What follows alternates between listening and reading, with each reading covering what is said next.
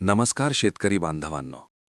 गेल्या काही काळात असं लक्षात येत आहे की पीएम किसान सन्मान निधी योजनेचा लाभ घेणाऱ्या शेतकऱ्यांची संख्या हळूहळू कमी होत चालली आहे.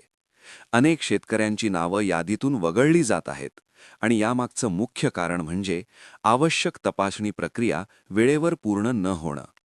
तुमचं सुद्धा नाव या योजनेतून कट होऊ नये यासाठी आता एक महत्त्वाची प्रक्रिया पूर्ण करणं अत्यंत गरजेचं आहे. ही प्रक्रिया म्हणजे फिजिकल व्हेरिफिकेशन. ही तपासणी कशी करायची, फॉर्म कुठून घ्यायचा, तो कसा भरायचा आणि कुठे जमा करायचा याबाबतची सविस्तर माहिती आज आपण समजून घेणार आहोत. सरकारकडून एक ठराविक नमुन्याचा फॉर्म देण्यात येतो, जो प्रत्येक संशयित किंवा तपासणीसाठी निवडलेल्या लाभार्थ्याला भरावा लागतो. या फॉर्ममध्ये सर्वप्रथम शेतकऱ्याची मूलभूत माहिती भरायची असते, जसे की शेतकऱ्याचं पूर्ण नाव, गाव, तालुका, गट क्रमांक, आधार क्रमांक, मोबाईल क्रमांक आणि फार्मर आयडी. फार्मर आयडी असणं अत्यंत आवश्यक आहे.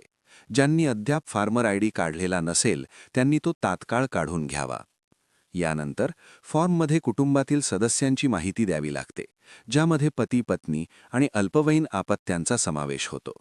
एका कुटुंबातून एकाच व्यक्तीला पीएम किसान योजनेचा लाभ मिळू शकतो, त्यामुळे याबाबतीत योग्य माहिती देणं खूप महत्त्वाचं आहे.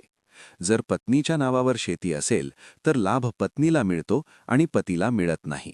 ही बाब लक्षात ठेवणं आवश्यक आहे. फॉर्ममध्ये पुढे काही महत्त्वाच्या अटींबाबत होय किंवा नाही अशी माहिती द्यावी लागते. जमीन ही योजनेच्या ठराविक कालावधीपूर्वीच धारण केलेली आहे का?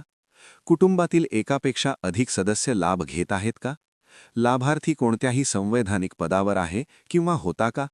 लाभार्थी सरकारी सेवेत कार्यरत किंवा निवृत्त कर्मचारी आहे का? लाभार्थीने मागील काही वर्षात आयकर भरलेला आहे का? लाभार्थी निवृत्तीवेतनधारक आहे आणि असल्यास त्याचे मासिक उत्पन्न ठराविक मर्यादेपेक्षा जास्त आहे का?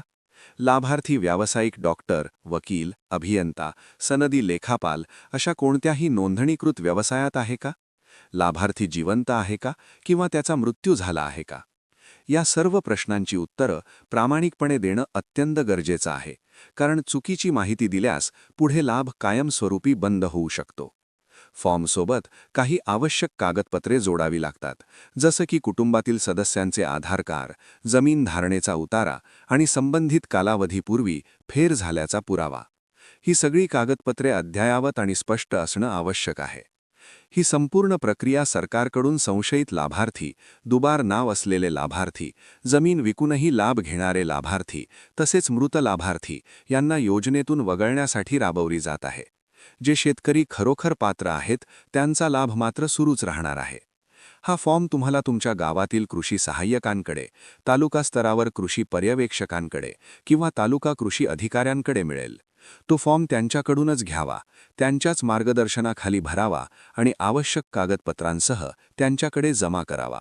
फॉर्म दिल्यानंतर त्याची पावती किंवा एक प्रत स्वतःकडे ठेवणं तुमच्यासाठी सुरक्षित ठरेल. जर तुम्हाला या प्रक्रियेतील काहीही समजत नसेल तर थेट तुमच्या गावातील कृषी सहाय्यकांना भेटा. ते शासनाने नेमलेले असतात आणि तुम्हाला संपूर्ण माहिती देणं ही त्यांची जबाबदारी आहे.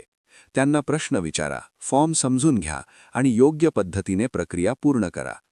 ही माहिती प्रत्येक शेतकऱ्यासाठी अत्यंत महत्त्वाची आहे, कारण वेळेत ही प्रक्रिया पूर्ण केली नाही तर पुढील हप्ते थांबू शकतात. म्हणून विलंब न करता त्वरित याबाबत पावले उचला आणि तुमचा पीएम किसान सन्मान निधीचा लाभ सुरक्षित ठेवा.